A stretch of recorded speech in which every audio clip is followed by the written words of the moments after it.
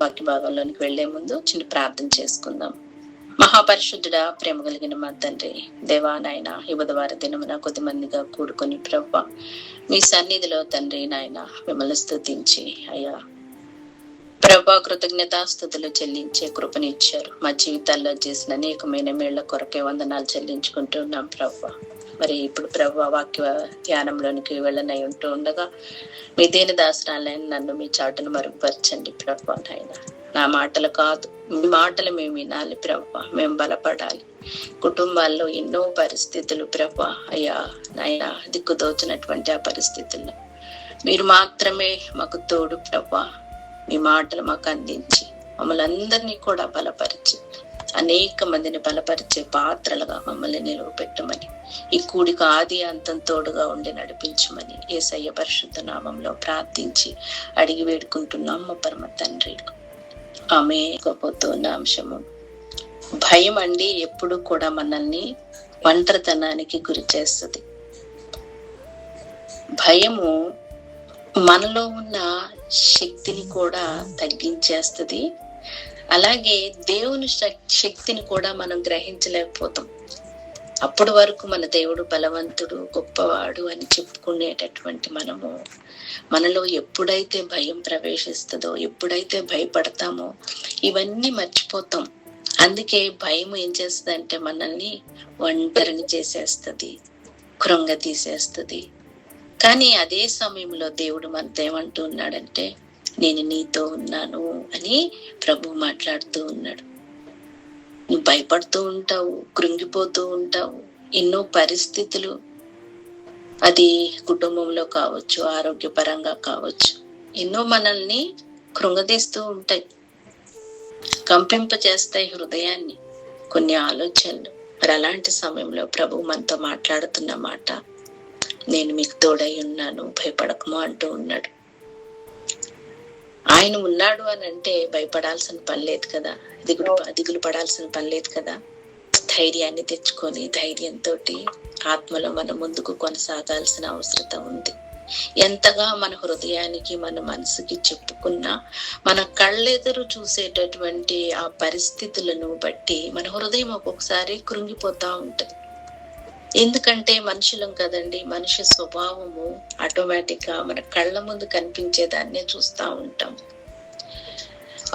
ఒకళ్ళు నిన్న ఒక రీల్ చూసినప్పుడు ఒక మాట చెప్పారు, ఏంటంటే ఈ లిప్స్ ఇలా నవ్వినట్లుగా ఒక 30 seconds ఇలా పెట్టుకొని మనం ఉన్నట్లయితే ఎలాంటి పరిస్థితుల్లోనైనా ఈ సిగ్నల్స్ బ్రెయిన్ కి వెళ్ళిపోయి నవ్వుతుంది, హ్యాపీగా ఉన్నాము అనే సిగ్నల్స్ ఈ బ్రెయిన్ కి వెళ్ళిపోయి మన మనసుకు కూడా హ్యాపీనెస్ ఇస్తుందంట.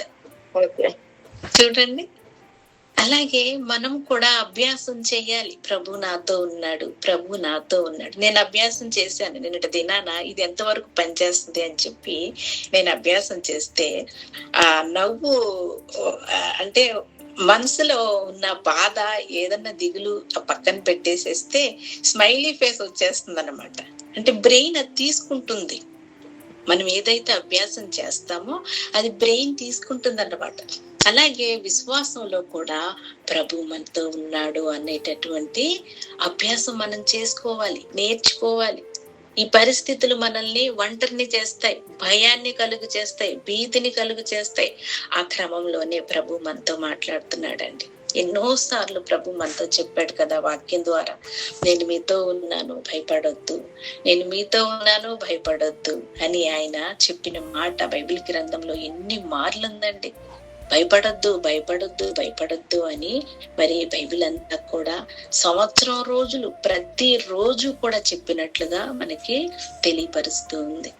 మరి ఆ క్రమంలో ప్రభు మనతో మాట్లాడుతూ ఉన్న ఆ మాట, ఆ వాక్యము మన హృదయంలో మనము భద్రపరుచుకుందాము. చూస్తున్న పరిస్థితులు కూడా మనల్ని కలవరపెడతాయి. మన గృహాల్లో లేకపోవచ్చు పరిస్థితులు, ఎదురుగా ఉన్నటువంటి పరిస్థితులు చూస్తూ ఉన్నప్పుడు, ఏమన్నా వింటూ ఉన్నప్పుడు భయం కలుగుతుంది. ఏంటి ఇంత భయంకరంగా ఉన్నాయా పరిస్థితులు, ఇంత చెడ్డ దినాల్లో ఉన్నామా మనము అనేది ఒక కలవరం కలుగుతూ ఉంది. ఈ పరిస్థితుల్లోనండి, ఈ దినాల్లోనండి మనకు కావాల్సింది దేవుని యొక్క ఆత్మ ఖడ్గం. ఆ వాక్యమే మనల్ని బలపరుస్తుంది. ఆ వాక్యమే మనల్ని ఆ పరిస్థితుల్లో నుంచి విడిపిస్తుంది. ఆ కష్టాల్లో నుంచి, ఆ నష్టాల్లో నుంచి, ఆ శ్రమల్లో నుంచి, మునిగిపోతున్నటువంటి ఆ స్థితులన్నిటిలో నుంచి కూడా ఈ వాక్యం మనల్ని బయటికి నడిపిస్తూ ఉంది, బయటికి లాగుతుంది. ఎలాగా? చెయ్యి పట్టుకొని ఆయన మనల్ని బయటికి లాగుతూ ఉన్నాడు. ఇదందరూ నమ్మలేరు. కొంచెం కష్టం వచ్చింది అనగానే ప్రభువులో నేను ఎక్కువసేపు ఉంటాను కదా, ప్రార్థన చేసుకుంటాను కదా, వాక్యం చదువుకుంటాను కదా, అయినా సరే ఈ ప్రాబ్లమ్స్ ఏంటి అని ఒక బ్యాక్ స్టెప్ వేసేటటువంటి వాళ్ళు ఉండుండొచ్చు. కానీ మనం అలా ఉండటానికి వీల్లేదని బైబిల్ మనతోటి స్పష్టంగా మాట్లాడుతుంది. అది కష్టమైన నష్టమైన ప్రభుతోటి మనం ఉండాలి, ప్రభువుని హత్తుకొని జీవించాలి. ఎప్పటి వరకు? కడ వరకు, మన అంతిమ యాత్ర వరకు. మనం బ్రతికున్నప్పటి కంటే కూడా మనం ఈ లోకాన్ని విడిచిపెట్టినప్పుడు మనం బ్రతికిన ఆ విశ్వాస జీవితం ఒక సాక్ష్యంగా నిలబడిపోవాలి. మనం లేకపోయినా మన విశ్వాసము బ్రతకాలి. అది మరి ఆ విశ్వాసుల జీవితాల్లో మనము కలిగి ఉండాలన్నమాట. అది ప్రభువు మరి యెషయా గ్రంథం 41వ అధ్యాయం 10వ వచనంలో, నేను పట్టుకొని దాని కొనల నుండి పిలుచుకొనిన వాడా, నీవు నా దాసుడవనియు నేను నిన్ను ఉపేక్షింపక ఏర్పరచుకుంటున్ననియు నేను నీతో చెప్పి ఉన్నాను, నీకు తోడై ఉన్నాను. భయపడకము, నేను నీ దేవుడనై ఉన్నాను. దిగులు పడకము, నేను నిన్ను బలపరుతును. నీకు సహాయం చేయువాడును నేనే. నీతి అను నా దక్షిణ హస్తంతో నిన్ను ఆదుకొందును. ఆమేన్. Praise the Lord. ఇక్కడ 8వ వచనం నుండి చదివినట్లయితే, నా సేవకుడు అయిన ఇశ్రాయేలు, నేను ఏర్పరచుకున్న యాకోబు, నా స్నేహితుడైన అబ్రహాము సంతానమా అని పిలుస్తూ ఉన్నాడు. Praise the lord. ఎంత గొప్ప ధన్యతో చూడండి. నా స్నేహితుడైన అబ్రహాము సంతానమా, భూదిగంతముల నుండి నేను పట్టుకొని దాని కొనల నుండి పిలుచుకొనిన వాడా. అక్కడ యాకోబు ప్లేస్ లో మనల్ని పెట్టుకోవాలి. మనల్ని కూడా అలాగే పిలుచుకున్నాడు. ఆయన సంతానమైనటువంటి, ఆయన స్నేహితుడైనటువంటి అబ్రహాము సంతానం ఈరోజు మనము. మనల్ని ఆయన ఎలా పిలుచుకున్నాడంట? భూ దిగంతముల నుండి నేను పట్టుకొని దాని కొనల నుండి పిలుచుకొనిన వాడా. ఎక్కడున్నామండి? ఒకసారి ఆలోచించండి. మనము ఎక్కడో కొనల్లో పడిపోతా ఉండుంటాం కదండి. అలాంటి పరిస్థితుల్లో ఆయన పట్టుకున్నాడంట. పిలుచుకుని వాడా, నీవు నా దాసుడు అనియు నేను నిన్ను ఉపేక్షింపుగా ఏర్పరచుకుంటున్ననియు. నీవు నా దాసుడు అనియు నేను నిన్ను తగ్గించలేదు. మరి ఎవరని మనల్ని ఆయన పిలుచుకున్నాడండి? స్నేహితులుగా పిలుస్తున్నాడు. స్నేహితులు ఒకళ్ళ విషయాలు ఒకళ్ళ దగ్గర దాచుకోరు కదండి. స్నేహితుల దగ్గర అన్ని చెప్పుకుంటాం. దాదాపుగా మన యొక్క బాధలు కావచ్చు, సంతోషాలు కావచ్చు, అన్ని కూడా స్నేహితుల దగ్గర షేర్ చేసుకుంటాం. తల్లిదండ్రులకు తెలియని విషయాలు కూడా ఒక్కొక్కసారి స్నేహితులకు తెలుస్తాయండి. వాళ్ళు చెప్పినప్పుడు అనిపిస్తుంది, మరి వీడు చెప్పలేదేంట్రా మాకు అని అనిపిస్తుంది అన్నమాట. అలా మరి అంతా స్నేహితుడుగా ప్రభు మనతోటి ఉంటున్నాడు. ఎలా? నీవు నా దాసుడు అనియు నేను నిన్ను ఉపేక్షింపగా ఏర్పరచుకుంటున్ననియు నేను నీతో చెప్పి ఉన్నాను. నేను నీతో చెప్పాను, నేను నీకు తోడై ఉన్నాను. భయపడకము, నేను నీ దేవుడినై ఉన్నాను. దిగులు పడకము, నేను నిన్ను బలపరుతును. నీకు సహాయము చేయవాడను నేనే అని ప్రభువు ఆ మాటల ద్వారా మనల్ని బలపరుస్తున్నారండి. ఈ వాక్యాన్ని మనము ఒక 2 minutes అలా ధ్యానం చేసుకుంటూ వెళ్తే నిజంగా హృదయానికి చాలా ఆదరణ అనిపిస్తుంది అన్నమాట.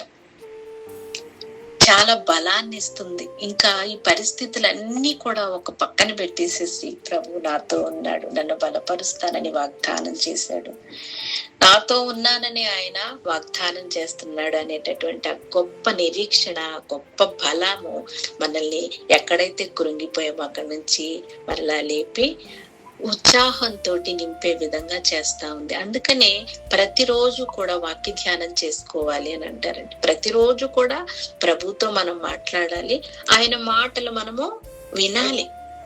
స్నేహితులతో మాట్లాడుకుంటాం కదండి. ఇప్పుడు ఏమంటున్నాడు ప్రభు? నా సేవకుడు అని నేను నిన్ను ఉపేక్షించలేదు అని అంటూ ఉన్నారు. ఆయన మనల్ని స్నేహితులుగా పిలుస్తూ ఉన్నారనమాట. మరి అట్టి దేవుణ్ణి మనం కలిగి ఉన్నాం కదండి. పరిస్థితులు కదిలించేస్తా ఉంటాయి, హృదయాన్ని కంపింప చేస్తా ఉంటాయి. కుటుంబంలో కావచ్చు, సంఘంలో, సమాజంలో, అవి మనిషి జీవితంలోనే వస్తాయి. చెట్టుకో పుట్టుకో రావు కదా కష్టం అని అంటే. ఎందుకు అనంటే మనము కూడా దేవుని సారూప్యములో సృజించబడ్డాం కనుక ఈ భూమిని అంతటిని కూడా మనల్ని ఏం చేయమని ప్రభువు చెప్పాడంటే ఏలమని చెప్పాడు ఆదికాండంలో చూసినట్లయితే. కానీ మనుషుడు ఏం చేశాడు అని అంటే మనము వాటికి బానిసలుగా మారిపోయాం.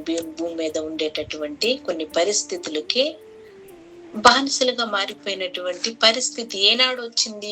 ఆనాటి నుంచి కూడా, ఆదికాండం నుంచి కూడా మనిషి తప్పిపోయిన విధానాన్ని మనం చూస్తూ ఉన్నాం. కనుక మన స్వభావం ఒక్కొక్కసారి భయపడుతుంది, ఒక్కొక్కసారి దిగులు పడుతుంది.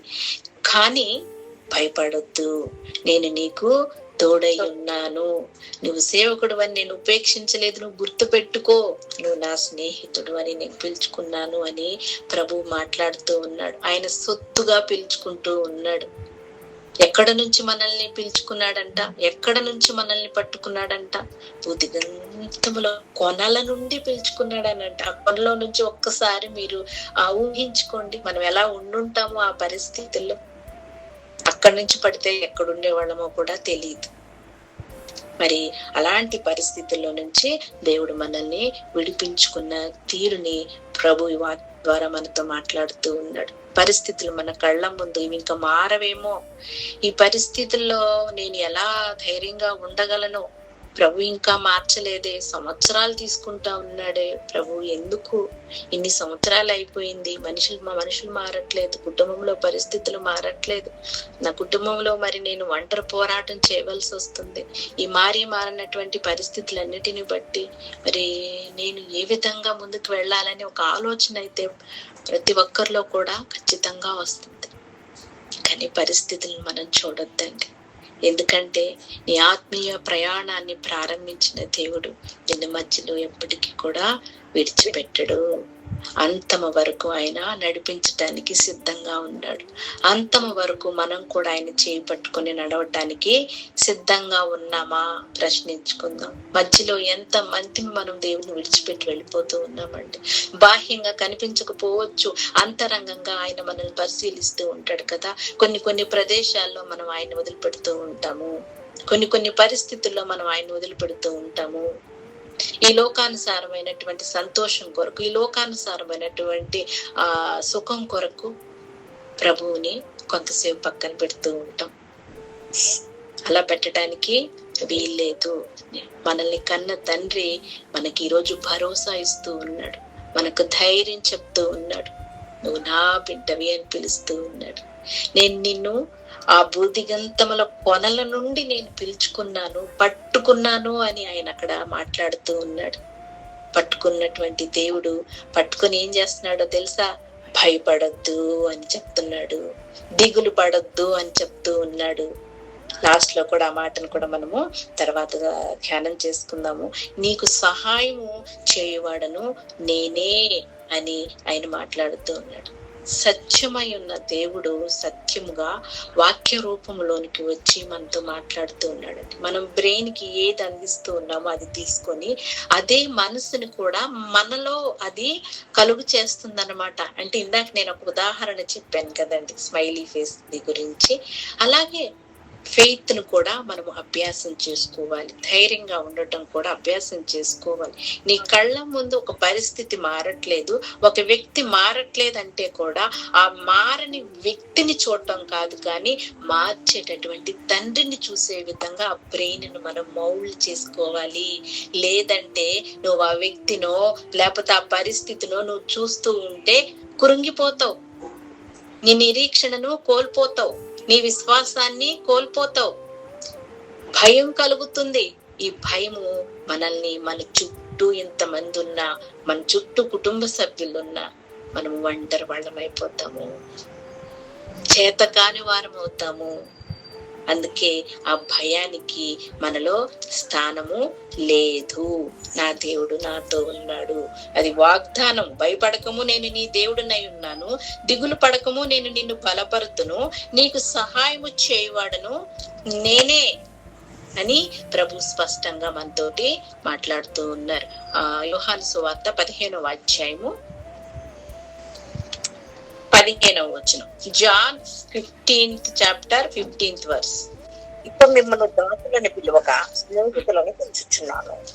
ఎందుకనగా నేను నా తండ్రి వలన వినిన సంగతులన్నిటినీ మీకు తెలియచేసి తిని. దాసుడు తన యజమానుడు చేయు దానిని ఎరుగుడు కనుక ఇక మిమ్మల్ని దాసులని పిలువక. యజమానుడు చేసేది దాసులకి తెలియకుండా దాస్తాడంట. కానీ ఇక్కడ చూడండి, దాసుడు తన యజమానుడు చేయు దాన్ని ఎరుగుడు కనుక ఇక మిమ్మల్ని దాసులని పిలువక స్నేహితులని పిలుచుచున్నాను. ఎందుకనగా నేను నా తండ్రి వలన వినిన సంగతులన్నిటినీ మీకు తెలియచేసి తిని. దేవునికి స్తోత్రం కలుగును గాక. ప్రభు మనకు అన్నిటినీ కూడా తెలియచేస్తూ ఉన్నారు. బైబిల్ గ్రంథం ద్వారా ఎన్నో విషయాలను మనకి బయలుపరుస్తూ ఉంటాడు కదండి. బైబిల్ గ్రంథం ద్వారా మనల్ని ఎంతగానో బలపరుస్తూ ఉంటాడు కదా. కనిపించినటువంటి ఆ ఆత్మస్వరూపమైనటువంటి తండ్రితో ఆ సాన్నిహిత్యాన్ని మనం అనుభవించగలుగుతాము. అవునా కాదా? ఎంతమంది మనం అనుభవించగలుగుతున్నాం? ఆ వాక్యాన్ని ధ్యానిస్తూ ఉన్నప్పుడు ధైర్యం వస్తుంది, ఉత్సాహం వస్తుంది. అబ్బా, ఈ వాక్యము నాకు ఎందుకో ఇంత బాగా నచ్చిందని మళ్ళీ మళ్ళీ మళ్ళీ ధ్యానం చేసుకుంటాం కదా. ఆ వాక్యాన్ని మరలా ఇతరులకు కూడా చెప్తాం. ఈ వాక్యం చదువుకోండి, ఈ వాక్యం వినండి, ఈ వాక్యం చూడు ఎంత ధైర్యాన్ని ఇస్తూ ఉందో అని మనము ఇతరులకు కూడా చెప్పే విధంగా దేవుడు మనతో మాట్లాడుతున్నాడు. ఆయన కనిపించట్లేదు, కానీ ఆత్మస్వరూపి మన ఆత్మలో పని చేస్తా ఉన్నాడు. ఇంతకంటే గొప్ప మెడిసిన్ ఇంకెక్కడ ఉంటుందండి? ఎక్కడా ఉండదు ప్రపంచంలో. కోట్లు పోసినా మనం కొనుక్కోలేము అన్నమాట. ఈ వాక్యమే మనకి మెడిసిన్, ఈ వాక్యమే మనకి ధైర్యము, ఈ వాక్యమే మనకి నిరీక్షణ. మనల్ని స్నేహితులు అని పిలుస్తూ ఉన్నాడు. దాపరికం ఏమీ లేదు, మొత్తము కూడా ఆయనకి తెలుసు. దేవుని యొక్క రాజ్య మర్మముల గురించి కూడా దేవుడు మనకి తెలియపరుస్తూ ఉన్నాడు. నువ్వు ఇలా ఉండాలి, ఇలా ఉండకూడదు, నువ్వు ఇక్కడికి వెళ్ళాలి, ఇక్కడికి వెళ్ళకూడదు, నువ్వు మాట్లాడే మాట, నువ్వు కూర్చునే స్థలము, నువ్వు చూసే చూపు, నువ్వు ఇలా ఉండాలి అని ఒక చక్కటి రూపంలోనికి మన స్నేహితుడైన మన తండ్రి మనల్ని మలుస్తున్నాడు. మనకు అర్హత లేదు ఆయన స్నేహితుడని పిలవటానికి, కానీ ఆయన అర్హతనిస్తూ ఉన్నాడు.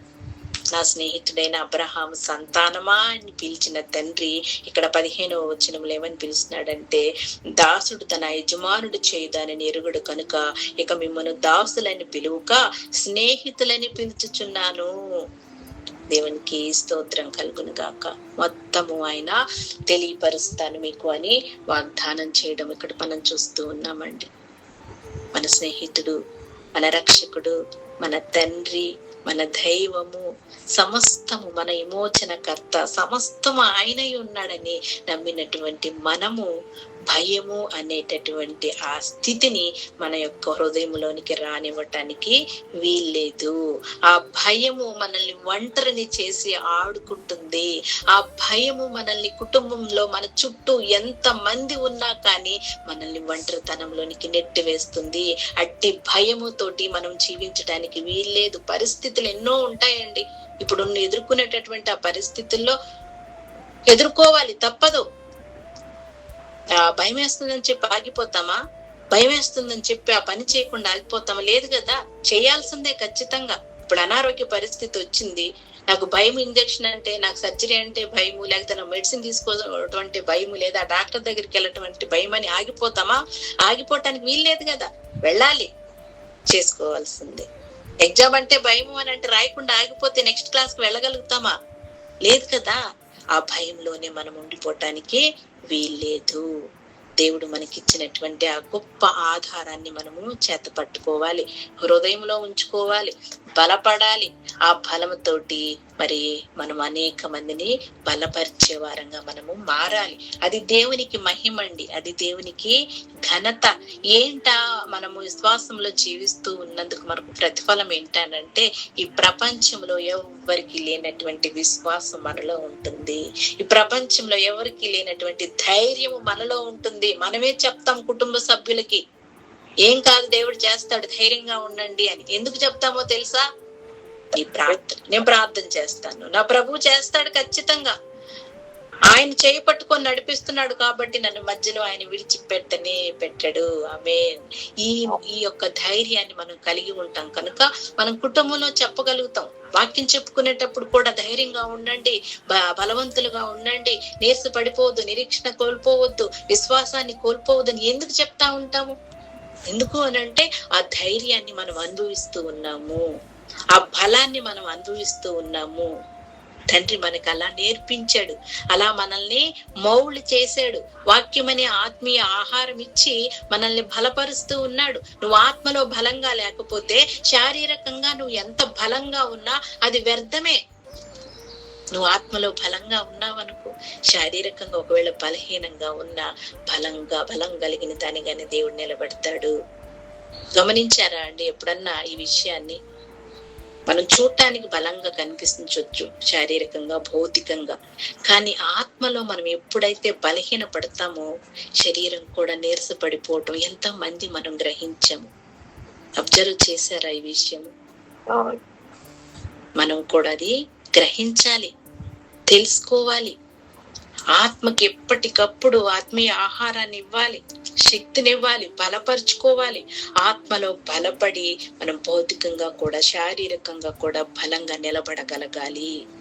ఈ మనిషి జీవితం ఎంతకాలము అని అంటే ఆయన ఎంతకాలం నడిపిస్తే అంతకాలం వరకే. మనం అంటూ ఇదిగో ఇంత జీవితం నేను జీవించాలని మనం పెట్టుకోగలమా అండి? లేదు కదా. దేవుని చేతిలో ఒక చిత్తం ఉంది, ఆయన సృష్టించుకున్నాడు, ఆయన ఊపిరి పోసుకున్నటువంటి ఈ మనిషి జీవితము ఆయన చిత్తం. ఇప్పుడు పిలిస్తే అప్పుడు వెళ్ళాలి. మరి ఉన్నంత కాలం కూడా భయంతో, దిగులతోటి నువ్వు బ్రతుకుతూ ఉంటే ఏంటి మన బ్రతుకులకు అర్థం ఏంటి? ఈ కళ్ళ ముందు కనిపిస్తా ఉన్నాయి, మారినటువంటి సభ్యులు కుటుంబంలో కనపడుతూ ఉన్నారు, మారినటువంటి పరిస్థితులు నీ కళ్ళ ముందు ఉంటూ ఉన్నాయి. అయినా సరే మనం ధైర్యంగా వెళ్ళాలి, అయినా సరే మనం ధైర్యంగా నిలబడాలి. ఆ పరిస్థితి వచ్చి మనల్ని వెక్కిరిస్తా ఉంటది, ఆ పరిస్థితులు వచ్చి మనల్ని అవహేళన చేస్తా ఉంటాయి. ఏంటి నీ పరిస్థితి ఇప్పుడు అని పరిస్థితులతో కూడా మనం మాట్లాడాలి. నా దేవుడు నాతో ఉన్నాడు. ఈ రోజు కృంగదీయాలని చూస్తూ ఉన్నటువంటి ఈ పరిస్థితులన్నిటినీ కూడా నా దేవుడు తొలగిస్తాడు, సమాధానాన్ని ఇస్తాడు అని ఆ పరిస్థితులతో మాట్లాడాలి, మనసుతో మాట్లాడాలి. ఆత్మను మనము బలపరుచుకోవాలి. ఎందుకండి దేవుని వాక్యం అనుదినము మనం తీసుకోవాలి? ఆత్మలో బలపడటానికి, ఆత్మలో మనము శక్తివంతులుగా మారటానికి వాక్యమును మనం అనుదినము కూడా తీసుకోవాలి, చదవాలి, ధ్యానం చేసుకోవాలి. ఏదో ఈ రోజు చదవాలి కాబట్టి ఈ అధ్యాయం చదివేశాను అన్నట్లుగా మనం వెళ్ళకూడదండి. ఆ అధ్యాయం ద్వారా దేవుడు నాతో, మనతో ఏం మాట్లాడుతూ ఉన్నాడు అనేది మనం గ్రహించాలి. ఆ అధ్యాయం ద్వారా మనం ఎలా బలపడ్డామో మనం గ్రహించాలి, తెలుసుకోవాలి.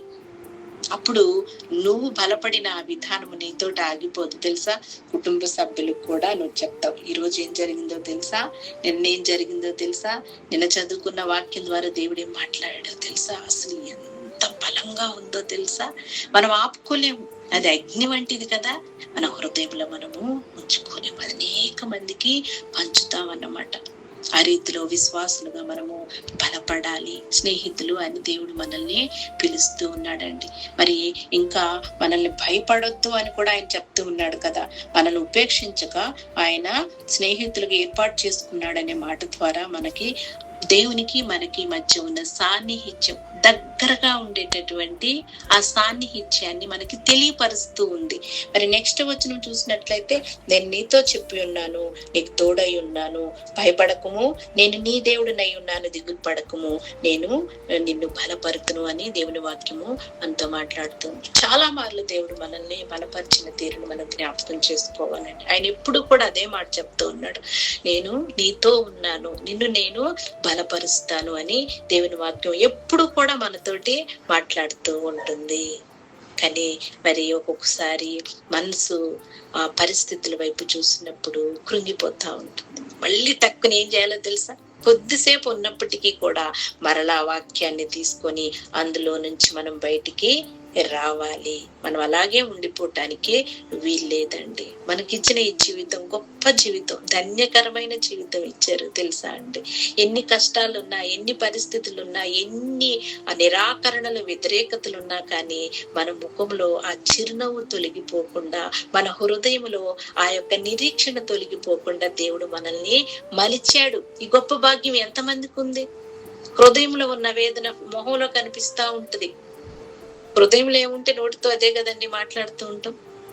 ఇలా కృంగిపోతూ ఉన్నటువంటి వ్యక్తులు ఎంతో మంది మనం చూస్తూ ఉంటాం. కానీ మనం అలా కృంగిపోవటానికి వీల్లేదు. దేవుడు నేను నీకు తోడై ఉన్నాను అని వాక్యం సెలవిస్తూ ఉన్నారండి. యెహోషువతో ఎంత చక్కటి వాగ్దానాన్ని ఆయన చేశాడో కదా జ్ఞాపకం చేసుకుందాం ఈరోజు. యెహోషువ 1వ అధ్యాయము 9వ వచనం. విన్నాను కదా, నిబ్బరం కలిగి ధైర్యంగా ఉండుము, దిగులు పడకము, జడియకము. నీవు నట్టు మార్గం అంతటిలో నీ దేవుడైన యెహోవా నీకు తోడై ఉండును. నేను నీకు ఆజ్ఞ ఇచ్చి ఉన్నాను కదా, నిబ్బరము కలిగి ధైర్యముగా నుండుము, దిగులు పడకము. ఎన్ని రకాలుగా ప్రభు మాట్లాడుతున్నాడో చూడండి ఇక్కడ. నేను నీకు ఆజ్ఞ ఇచ్చి ఉన్నాను కదా, నిబ్బరము కలిగి ఉండు, నిబ్బరంగా ఉండు. కదిలిపోయేటటువంటి పరిస్థితులు ఏమన్నా వస్తున్నాయేమో కానీ కదిలిపోవద్దు, నిబ్బరంగా ఉండు, ధైర్యంగా ఉండు అంటున్నాడు. ధైర్యంగా నుండుము, దిగులు పడకము, జడియకము. నీవు నడుచు మార్గం అంతటిలో నీ దేవుడైన యెహోవా నీకు తోడై ఉండును. ప్రతి మాటలో కూడా నేను నీకు తోడై ఉన్నాను, నేను నీకు తోడై ఉన్నాను అని ఎన్ని మార్లు చెప్పాలండి ప్రభు మనకి. ఎన్ని మార్లు చెప్పినా మళ్ళీ వెనక్కి తిరిగి కనుక్కొని చూసుకుంటూ ఉంటాం. ఏంటి ప్రభు ఎక్కడున్నాడు అన్నట్లుగా మన పరిస్థితి అయిపోతా ఉంటుంది అనమాట. ఆయన విడిచిపెట్టలేదండి. తల్లి గర్భములో పిండముగా రూపింపక మునిపే నిన్ను నన్ను ఏర్పాటు చేసుకున్న దేవుని చేతుల్లో మనము చెక్కబడి ఉన్నాము. విడిచిపెట్టలేదు. ఆయన చేతుల్లో నుంచి మనల్ని ఎవ్వరూ కూడా అపహరించలేరు. ఈ మాటని మనం జ్ఞాపకం చేసుకోవాలి. వివాహం కాలేదు అని అంటే వివాహం కొరకు ఆయన సిద్ధపరిచున్నాడు.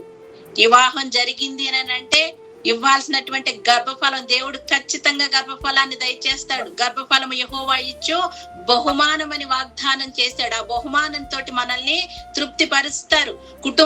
కుటుంబాలుగా ఆయన ఆశీర్వదిస్తాడు. నీ పిల్లల్ని చూసే విధంగా దేవుడు మనల్ని నిలబెడతాడు. ఇది ప్రారంభమైనటువంటి ఆ యొక్క జీవిత యాత్ర అంతము వరకు కూడా దేవునికి సాక్ష్యంగా నిలబెడతాడు. ఇది నమ్మకము, ఇది మన విశ్వాసము. కుటుంబంలో అప్పటికి అలజడులు రావచ్చు, తుఫాను లాంటి పరిస్థితులు రావచ్చు, పర్వతాల లాంటి కష్టాలు వచ్చి నీ ఎదురుగా కూర్చోవచ్చు. నువ్వు కదపలేకపోవచ్చు ఆ పర్వతాలని, కానీ నువ్వు కలిగి ఉన్నటువంటి ఆ విశ్వాసంతో ఆ పర్వతాల లాంటి కష్టాలని కూడా ఎత్తి సముద్రంలో పడవేయొచ్చు. లోకం అనేటటువంటి సముద్రంలో ఎత్తి పడేయొచ్చు. అదే మన విశ్వాసము, అదే మన నిరీక్షణ. దేవుణ్ణి కలిగి ఉన్నటువంటి బిడ్డలుగా మనం కలిగి ఉండాల్సినటువంటి ధైర్యము. ఈ రోజు నీ ముందు అనేక పరిస్థితులు మాట్లాడుతూ ఉండొచ్చు. ఏంటి నీ పరిస్థితి, ఏంటి నీ భర్త, ఏంటి నీ పిల్లలు, ఏంటి నీ కుటుంబం అని మనల్ని ప్రశ్నిస్తూ ఉండొచ్చు. వివాహానికి ఒక సమయం ఉంది, పుట్టుకు ఒక సమయం ఉంది, గర్భఫలానికి ఒక సమయం ఉంది, మరణానికి ఒక సమయం ఉంది, ఉదయానికి ఒక సమయం ఉంది, రాత్రికి ఒక సమయం ఉంది.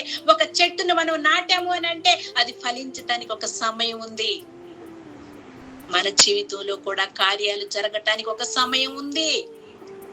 ఆ సమయం జరిగే వరకు, ఆ సమయం వచ్చే వరకు విశ్వాసులుగా మన నిరీక్షణను మనం కోల్పోవటానికి వీలు లేదు. మనం విశ్వాసాన్ని మనం గట్టిగా పట్టుకోవాలి. మరి ఆ కార్యాలు జరిగే వరకు కూడా నేను ఎలా ధైర్యంగా ఉండాలి? నేను కృంగిపోతున్నానే అని అనుకుంటూ ఉన్నావా? కృంగిపోతూ ఉంటే దేవుని యొక్క వాక్యాన్ని, ఆత్మీయ ఆహారాన్ని తీసుకొని బలపడి మళ్ళీ లే. నీ శక్తికి మించినటువంటి ప్రయాణం చేయాల్సిన బాధ్యత నీ జీవితంలో ఉంచాడేమో. నా వల్ల కావట్లేదు ఈ పరిస్థితులు అనుకుంటూ ఉన్నప్పుడు నీ శక్తికి మించిన ప్రయాణం అది. లేచి ఆత్మీయ ఆహారాన్ని తీసుకోవాలి, బలపడాలి, మళ్ళీ లేచి నిలబడాలి. ఆ పరిస్థితులన్నిటినీ ఈ పక్కకి ఆ పక్కకి నెట్టేసుకుంటూ మార్గాన్ని సరళం చేసుకుంటూ మనము వెళ్ళిపోవాలండి. ఇదే ప్రభు మనకు నేర్పిస్తూ ఉన్నాడు. మన జీవితంలో కూడా ఎన్నో పరిస్థితులు మన ముందుకొచ్చి మనల్ని ప్రశ్నిస్తూ ఉంటాయి కదా. నా కుటుంబంలోనూ మీ కుటుంబాల్లోనూ ప్రతి కుటుంబంలోని ఏదో ఒక పరిస్థితి, కానీ కృంగిపోవద్దు, దిగులు పడద్దు. నేను నీకు తోడై ఉన్నాను, భూదిగంతముల కొనల నుండి నేను పిలుచుకొని వాడా అని పిలుస్తూ ఉన్నాడు. ఆ కొనల నుండే నిన్ను పిలుచుకొని ఒక కుటుంబం ఇచ్చి, ఒక సంఘం ఇచ్చి, ఒక సమాజం ఇచ్చి అందులో నిన్ను నిలబెడితే ఆయన వదిలిపెడతాడా? ప్రారంభించాడు. నీ ప్రయాణాన్ని ఆయనతో పాటు ప్రారంభించాడు. ఇశ్రాయేలుని ఒకసారి మనం జ్ఞాపకం చేసుకుంటే వాళ్ళు ఏం చేశారంటే, ఇశ్రాయేలీల్ని ఐగుప్తు దేశంలో నుంచి, ఆ బానిసత్వం నుంచి విడిపించి ప్రభు తీసుకొస్తున్న మార్గంలో, ఇది కూడా మన మార్గం కూడా అదే. మనకు ఆ యొక్క వాక్యాన్ని అనువదించుకోవాలి. ఈ ఆత్మయాత్రలో వస్తూ ఉన్నప్పుడు ఒక సముద్రం లాంటి సమస్య వచ్చింది. ముందు చూస్తే సముద్రం, వెనక చూస్తేనేమో శత్రువులు. ఏం చేయాలో తెలియని పరిస్థితుల్లో అయ్యో ఆ బానిసత్వంలోనే ఉంటే బాగుండని ఇశ్రాయేలీయులు అనుకుంటున్నారు.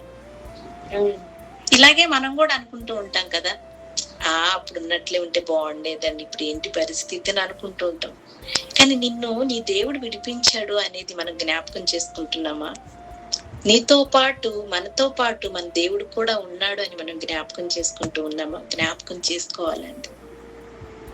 అక్కడ నుంచి విడిపించిన దేవుడు వెళ్లాల్సినటువంటి కనాను దేశానికి వెళ్ళేటటువంటి మార్గంలో పరిస్థితులు కొన్ని అడ్డుగా వచ్చినాయి. సముద్రం అడ్డుగా వచ్చింది, పర్వతాలు అడ్డుగా వచ్చింది. వీటన్నిటినీ కూడా ఆయన ఏం చేస్తున్నాడు? అక్కడ ఒక క్రమంలో, ఆత్మీయ క్రమశిక్షణలోనికి ఆయన బిడ్డలు రావటానికి ఇవి కూడా అనుమతిస్తూ ఉన్నాడు.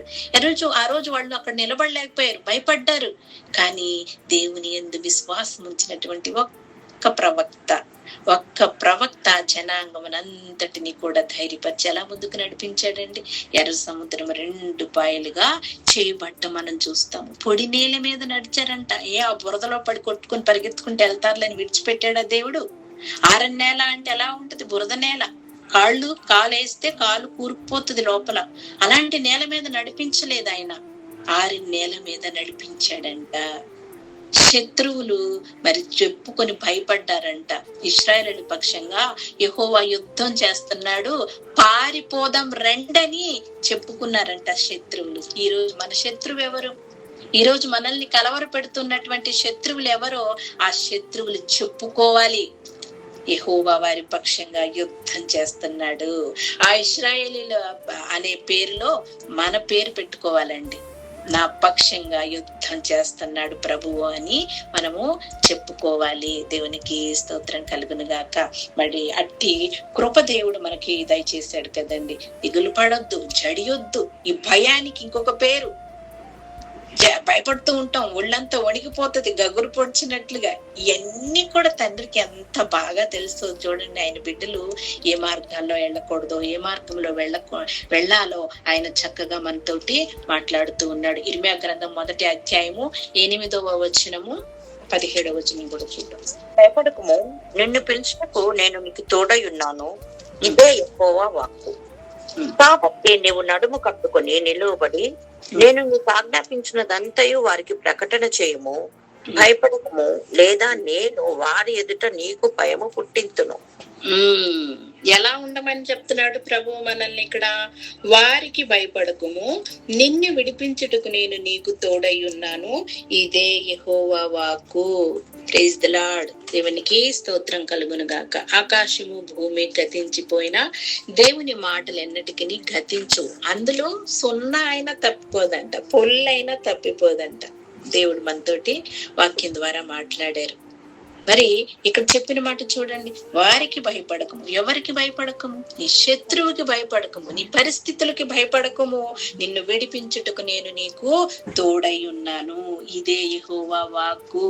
దేవుడు మాట్లాడుతున్నాడు, ఇదే ఆయన వాగ్దానం. అది నేను నిన్ను విడిపించటానికి నీకు తోడై ఉన్నాను అని దేవుని వాక్యం మనతో మాట్లాడుతూ ఉండటం చూస్తూ ఉన్నాము. కాబట్టి 17వ వచనానికి వచ్చేసరికి, కాబట్టి నీవు నడుము కట్టుకొని నిలువబడి నేను నీకు ఆజ్ఞాపించినదంతయు వారికి ప్రకటన చేయము. భయపడకుము, లేదా నేను వారి ఎదుట నీకు భయం పుట్టింతును.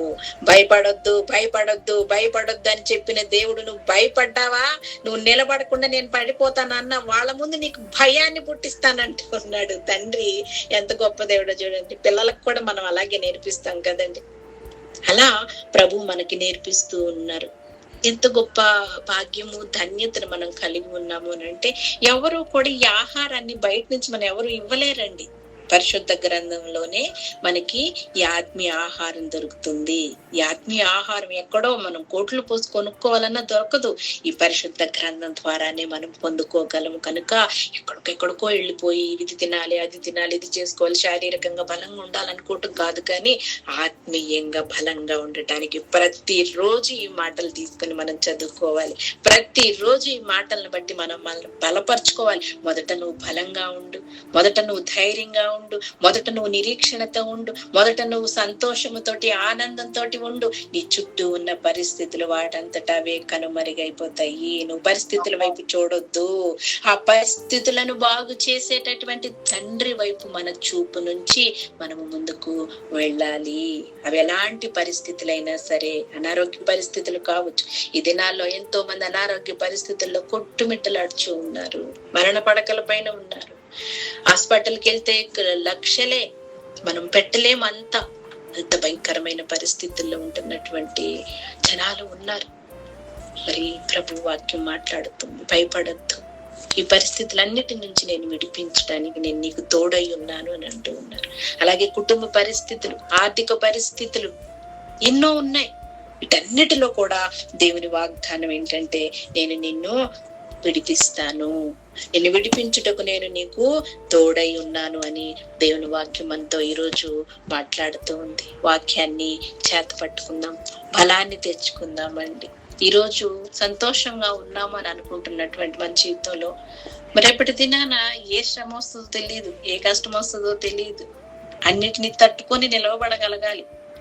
అన్నిటికీ దేవుని కొరకు అన్నిటి కొరకు కూడా ఆయనతో పాటు మనం నిలబడగలగాలి. ఆయన మనతో ఉన్నాడు అనుకోండి, సమస్తాన్ని కూడా మనము చేయిస్తాము. అందుకే భయపడొద్దు, భయపడొద్దు, భయపడొద్దు అని ఒక మాట చెప్పటమే కాదు, కానీ భయపడకము, నేను నీకు తోడై ఉన్నాను అని ప్రభు మాట్లాడుతూ ఉన్నాడు. దిగులు పడకము, నేను నిన్ను బలపరుతును అని ప్రభు మాట్లాడుతూ ఉన్నాడు.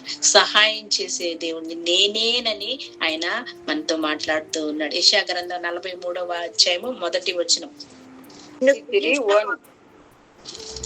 యాకోబు, నిన్ను సృజించిన వాడకు యెహోవా, ఇశ్రాయేలు నిన్ను నిర్మించిన వాడు ఇలాగూ సెలవిచ్చుచున్నాడు, నేను నిన్ను విమోచించి ఉన్నాను, భయపడకము, పేరు పెట్టి నిన్ను పిలిచి ఉన్నాను, నీవు నా సొత్తు. Praise the Lord. భయపడకము, పేరు పెట్టి నిన్ను పిలిచి ఉన్నాను, నీవు నా సొత్తు. ఆమేన్. Praise the Lord. ఇంకా ఆయన సొత్తుని ఆయన విడిచిపెట్టడు. మనమే ఒక్కొక్కసారి ఆయన చేయి నిధులిచ్చుకొని బయటకు వెళ్ళిపోతూ ఉంటాం. అది గమనించుకోవాలి, అది గ్రహించుకోవాలి. ప్రభుతోనే మన బ్రతుకుని మనము కొనసాగించాలి. ఆయన లేకపోతే మన జీవితము వ్యర్థం, చీకటే. ఇంకా మరి అలాంటి జీవితాలు మనం బ్రతకూడదని ప్రభు మనతోటి చక్కగా ఈరోజు మాట్లాడుతూ ఉన్నారండి. అంటే ఈ భయం నుంచి మనము బయటికి రావాలి. కొన్ని పరిస్థితుల్లో మనకి భయం కలుగుతుంది, అది సహజం. మనిషి స్వభావము భయాన్ని కలుగు చేస్తుంది. కానీ దేవుని యొక్క కుమార్తెలుగా, కుమారులుగా మార్చబడిన మనము మన స్వభావం ఎలా మారాలో తెలుసా? క్రీస్తు సారూప్యంలోనికి మారాలి. క్రీస్తు కలిగిన మనస్సును మనము కలిగి ఉండాలి. యేసు ప్రభు వారి యొక్క ఈ శ్రమ దినాల్లో మనం వెళ్తూ ఉన్నామండి. ఈ శ్రమల్లో మరి మనము ఆ శ్రమ దినాల గురించి ధ్యానం చేసుకుంటూ ఉన్నప్పుడు మన శ్రమల్లో మనం ఎలా ఉండాలో మనకి అర్థమవుతూ ఉంది కదా. ఇప్పుడు ప్రభువు ఆ సిలువకు ఎక్కాలి అని అంటే ఆయనకి తెలీదా? సిలువకు ఎక్కాల్సిన పరిస్థితులు వస్తాయని తెలుసు, గాయాలు పడాల్సిన పరిస్థితులు వస్తాయని తెలుసు. కానీ అన్నిటికీ ఆయన నిలబడ్డాడు, ధైర్యంగా నిలబడ్డాడు. దేవుని చిత్తానికి అప్పగించుకున్నాడు. నీ చిత్తమే ప్రభువా, నా చిత్తం కాదయ్యా, నీ చిత్తం అయితేనే తొలగించండి ప్రభువా అని ప్రభు ప్రార్థన చేశాడు. ఈ రీతిలో మన స్వభావం కూడా మారాలి. ఈ రీతిలో మనం కూడా దేవుని సారూప్యములోనికి మలచబడాలి. కీర్తనలు 46 1వ వచనం. దుర్గమునై ఉన్నాడు, ఆపత్కాలంలో ఆయన నమ్ముకొనదగిన సహాయకుడు. సామ్స్ భజన్ 46 1st verse. దేవుడు మనకు ఆశ్రయమును దుర్గమునై ఉన్నాడు, ఆపత్కాలంలో ఆయన నమ్ముకొనదగిన సహాయకుడు. ఇక్కడ యెషయా గ్రంథంలో ప్రభువు ఏం చెప్పాడండి? ప్రభువు, నేను నీతో చెప్పి ఉన్నాను, నీకు తోడై ఉన్నాను, భయపడకము, నేను నీ దేవుడినై ఉన్నాను, దిగులు పడకము, నేను నిన్ను బలపరుతును. ఇంకో మాట చెప్పారు, ఏంటది? నీకు సహాయము చేయువాడను నేనే. Praise the lord. సహాయం చేసే దేవుడు ఆయనే. మనకి సహాయం ఎక్కడ నుంచి దొరకట్లేదు అని అనుకున్నప్పుడు ఆయనే సహాయం చేస్తారు. అది చిన్న విషయం కావచ్చు, పెద్ద విషయం కావచ్చు, ఏదైనా సరేనండి, ప్రభువు నుంచి మనకు ఆ సహాయము ఖచ్చితంగా దేవుడు అందిస్తాడు. అదే మరి ఇక్కడ ఈ వాక్యములో సెలవిస్తూ ఉన్నారు, దేవుడు మనకు ఆశ్రయమును దుర్గమునై ఉన్నాడు, ఆపత్కాలములో ఆయన నమ్ముకొనదగిన సహాయకుడు. ఎలాంటి పరిస్థితుల్లోనైనా సరే ఆపత్కాలంలో నమ్ముకొనదగిన సహాయకుడు అని మనకి బైబిల్ బోధిస్తూ ఉంది. హెబ్రీలకు రాసిన పత్రిక 13:6. హెబ్రీ పైనుంచి అపేక్ష లేని వారై మీకు కలిగిన వాటితో తృప్తి పొంది ఉండుడి, నిన్ను ఏమాత్రమునో విడువను, నిన్ను ఎన్నటూ ఎడబాయనని ఆయనే చెప్పాను కదా. కాబట్టి ప్రభు నాకు సహాయుడు, నేను భయపడను, నరమాత్రుడు నాకేమి చేయగలడు అని మంచి ధైర్యముతో చెప్పగలవారమై ఉన్నాము. ఆమేన్. Praise the Lord. ఎలా చెప్పాలి మనము? ఈ మాట చెప్పగలగాలి. ఏ పరిస్థితుల్లోనైనా ప్రభువు నాకు సహాయుడు, నేను భయపడను, నరమాత్రుడు నాకేమి చేయగలడు అని మంచి ధైర్యముతో చెప్పగలవారమై ఉన్నాము. చెప్పాలి అని అన్నట్లా, చెప్పగలవారమై ఉన్నాము అని ఇక్కడ పౌలు గారు మాట్లాడుతూ, అలా ఉండాలి. అలా మలచబడ్డాం మనము. నువ్వు ఆల్రెడీ రక్షణతో అలంకరించబడినటువంటి పాత్ర. ఈ పాత్ర ఒట్టి పాత్ర కాదు, జ్ఞాపకం చేసుకోండి. ప్రతి ఒక్కరూ కూడా మీ పరిస్థితుల్లో ఈ వాక్యాలను జ్ఞాపకం చేసుకోవాలి. ఒట్టి వారంగా నిరాశపడిపోతూ ఉంటాము, దిక్కులేని వారంగా ఏడుస్తూ ఉంటాము, ఆ పరిస్థితులను చూసి, ఆ కష్టాలను చూసి నలిగిపోతూ ఉంటాము, భయానికి స్థానం ఇచ్చి ఒంటరితనాన్ని అనుభవిస్తూ ఉంటాము. అది కుటుంబంలో కావచ్చు, సంఘంలో, సమాజంలో, ఎక్కడైనా సరే. ప్రభు ఈ రోజు మనతో మాట్లాడుతూ ఉన్నటువంటి ఆ మాటని మనము జ్ఞాపకం చేసుకోవాలి. ప్రభువు నాకు సహాయుడు, నేను భయపడను, నరమాత్రుడు నాకేమి చేయగలడు అని మంచి ధైర్యముతో చెప్పగలవారమై ఉన్నాము. చెప్పగలగాలండి, దేవుడు నాకు సహాయంగా ఉన్నాడు అని మనం ధైర్యంగా చెప్పగలగాలి. అది చావైనా, బ్రతికైనా, కష్టమైనా, నష్టమైనా, శ్రమైనా, ఏ పరిస్థితి అయినా దేవుడు సహాయం చేస్తాడు. ఒకవేళ చేయలేదనుకోండి, ఆయన చిత్తం ఏదో ఉంది, ఇంకేదో ఆయన చిత్తం ఉంది, ఆయన చిత్తానికి నేను లోబడతాను అని మనం మంచి ధైర్యంతో చెప్పగలిగే వారంగా మనం ఉండాలి. ఆయన మనకి సహాయకుడుగా ఉన్నాడు. నువ్వెక్కడో భూదిగంతల కొనల్లో పడిపోతూ ఉంటే పట్టుకొని పిలిచి స్నేహితుల లెక్కల్లో చేర్చాడు. స్నేహితుల లెక్కల్లో చేర్చామంటూ ఉన్నాడంటే, నువ్వు భయపడొద్దు, నువ్వు దిగులు పడొద్దు, నేను నీతో కూడా ఉన్నాను, నేను నీకు సహాయం చేస్తానని చెప్పి ఇంకొక మాట కూడా చెప్తున్నాడండి. ఎంత గొప్ప వాగ్దానం అంటే ఆ వాగ్దానము యెషయా గ్రంథము 41:10 నిన్ను ఆదుకుందును, నీతి అను నా దక్షిణ హస్తంతో నిన్ను ఆదుకుందును. ఈ దక్షిణ హస్తము అనే దాన్ని మనం చూసినట్లయితే ఇది కుడి చేయిని చూపిస్తుందండి. దక్షిణ హస్తము అని అంటే కుడి చేయి. ఆ కుడి చేయితో అంటే ఆయన మనల్ని ఆదుకుంటాను అని వాగ్దానం చేస్తా ఉన్నాడు.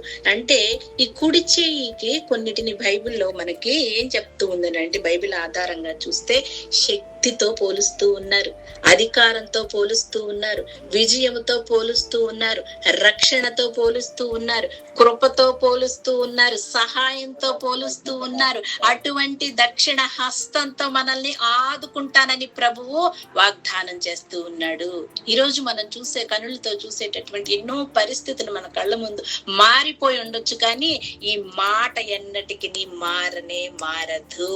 ఆకాశము భూమి గతించిపోయినా కానీ యేసయ్య మాటలు ఏనాటికి కూడా మారనే మారవు. అందులో ఒక అక్షరం, ఒక పొల్లు కూడా, సొన్న కూడా తప్పిపోదని ప్రభువు వాగ్దానం చేశాడు. కనుక ఆయన అంత గట్టిగా నొక్కి చెప్పాడు అని అంటే, ఎందుకంత నొక్కి చెప్తున్నాడు?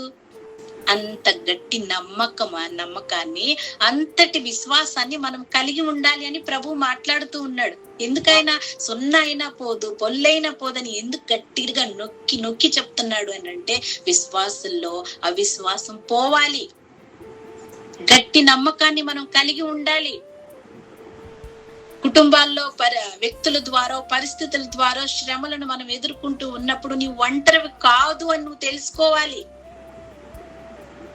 ఒకవేళ ఒంటరిగా అనిపిస్తా ఉందా, ఒకవేళ భయంతో కృంగిపోతూ ఉన్నావేమో, భయము మరి మనల్ని ఆ రీతిలో చేస్తుందని గ్రహించాలి. అట్టి భయం అన్ని మనలో నుంచి మనము తీసివేసుకోవాలి.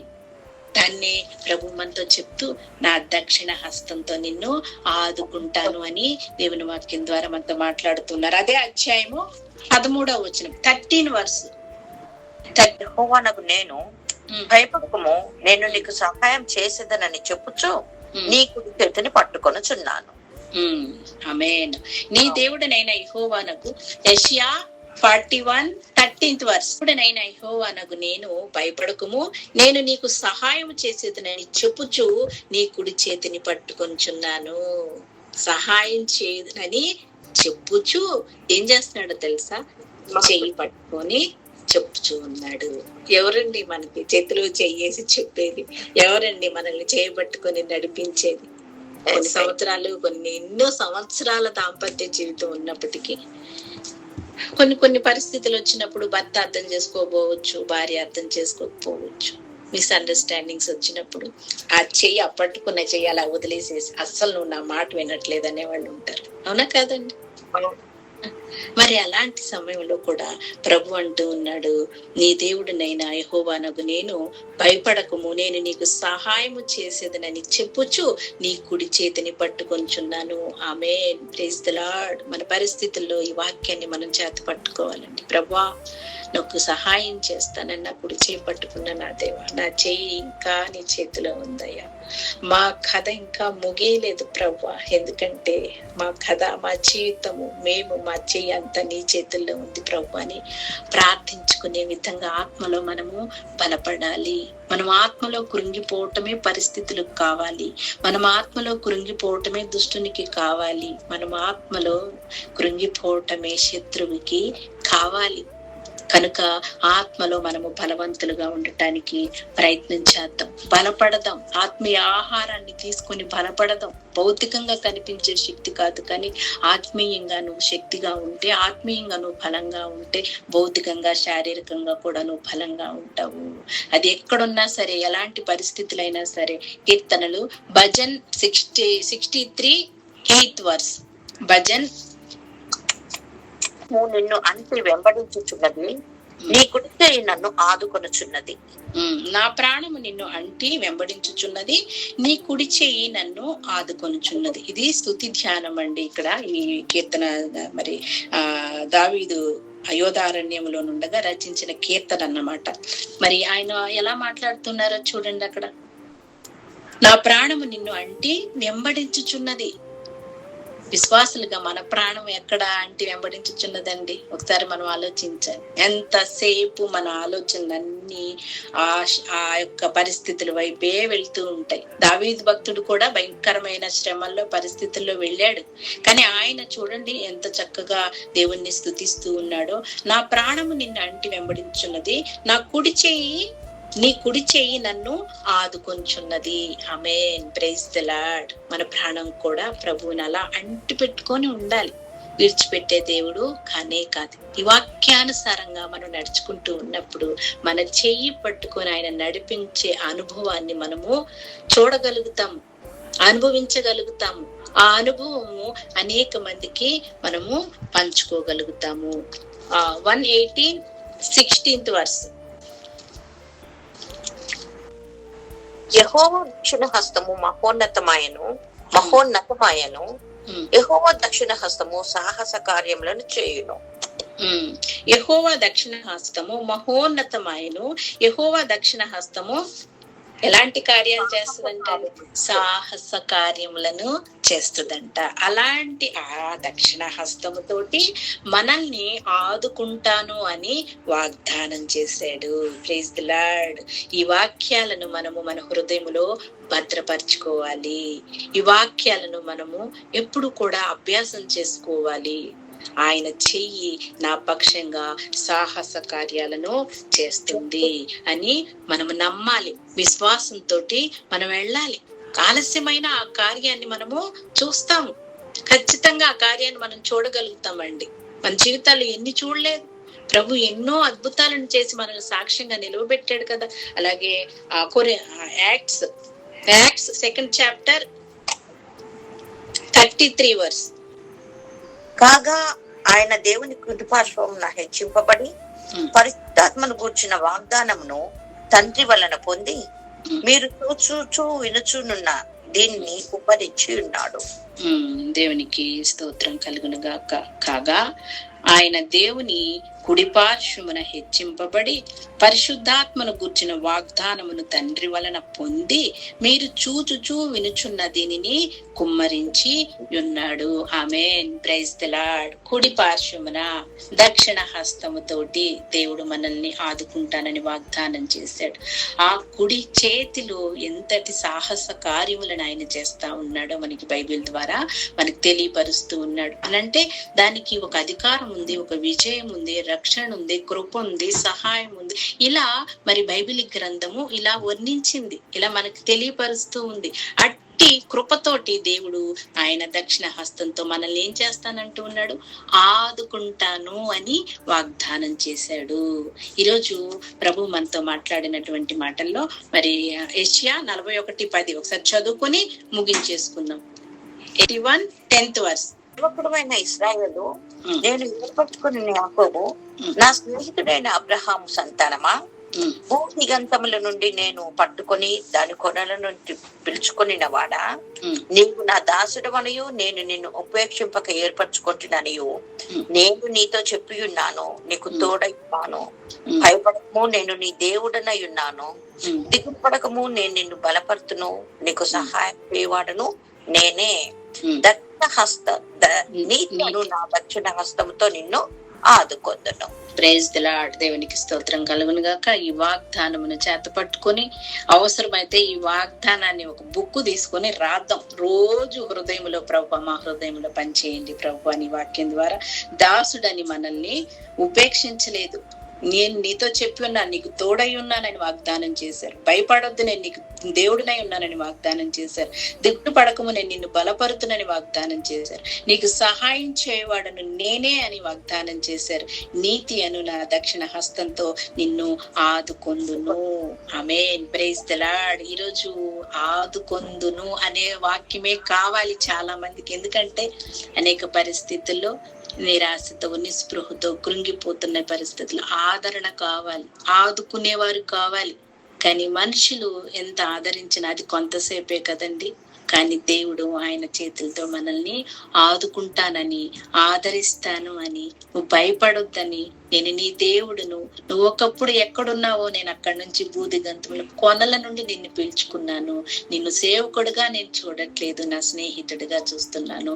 నేను నిన్ను సొత్తుగా చూస్తూ ఉన్నాను. నిన్ను విమోచించాను. భయపడొద్దు, దిగులు పడొద్దు, ధైర్యంగా ఉండు. నా కుడి చేతితో నిన్ను పట్టుకుని ఉన్నాను. నా కుడి చేతితో సాహస కార్యములు నీ జీవితంలో నేను చేస్తాను, నిన్ను ఆదుకుంటాను అని దేవుడు వాగ్దానం చేస్తూ ఉన్నాడండి. వాగ్దానంలను చేత పట్టుకొని మన ఆత్మీయ యాత్రలో ముందుకి కొనసాగుతాం. అంతినము ప్రార్థన చేసుకున్నాం. నువ్వు చెప్పావు కదా తండ్రి, నువ్వు చేస్తావయ్యా. ఆ కార్యాలు జరిగే వరకు కూడా ఈ మనస్సు మరి పరిస్థితుల వైపు, కష్టాల వైపు, శ్రమల వైపు చూస్తూ కృంగిపోకుండా నాయన నా చూపు నీ వైపు ఉంచే విధంగా సహాయం దయచేయండి నాయన. కొండల తట్టు నా కన్నులు ఎత్తుచున్నాను, నాకు సహాయం ఎక్కడ నుండి వచ్చును అని అంటే యెహోవా యొద్ద నుండే వచ్చును అన్నారు. కొండల తట్టు చూస్తున్నాడా ఆయన? దావీదు గారు కాదండి. ఆ కొండల కంటే ఎత్తుగానున్న ఆ కొండల లాంటి పరిస్థితులన్నిటినీ కూడా తీసివేసి దేవుని వైపు చూస్తూ ఉన్నాడు. ఎత్తుచున్నాడు, కనులెత్తి దేవుని వైపు చూస్తూ ఉన్నాడు. అట్టి రీతిలో మనం కూడా మన ప్రార్థనా జీవితంలో ముందుకి కొనసాగాలి. పరిస్థితులు అందరికీ ఉంటాయి, అందరి కుటుంబాల్లో ఉంటాయి, అందరి జీవితాల్లో ఉంటాయి. మనల్ని మనం బలపరుచుకోవాలి. వాక్యం అనే ఆత్మీయ ఆహారం తీసుకుంటూ ఆత్మలో బలంగా ఉంటూ కనపడనటువంటి శత్రువుతో మనం పోరాడాలి. పరిస్థితులన్నిటినీ కూడా అటుపక్కకి ఇటుపక్కకి తోసేసుకుంటూ సరళమైనటువంటి మార్గములో నిన్ను నడిపించడానికి నీ ప్రభువు మన చేయి పట్టుకొని ముందుకి రమ్మంటూ ఉన్నాడు. సిద్ధపాటు కలిగి జీవించాలి. అట్టి కృప దేవుడు మనందరికీ దయచేయనుగాక. దేవుడు నాకు ఇచ్చిన ఇతరుడాన్ని బట్టి స్తుతిస్తూ ఉన్నాను. దేవుడి వాక్యమును దీవించి మనందరి జీవితాలలో ఫలింప చేయనుగాక. ఆమేన్.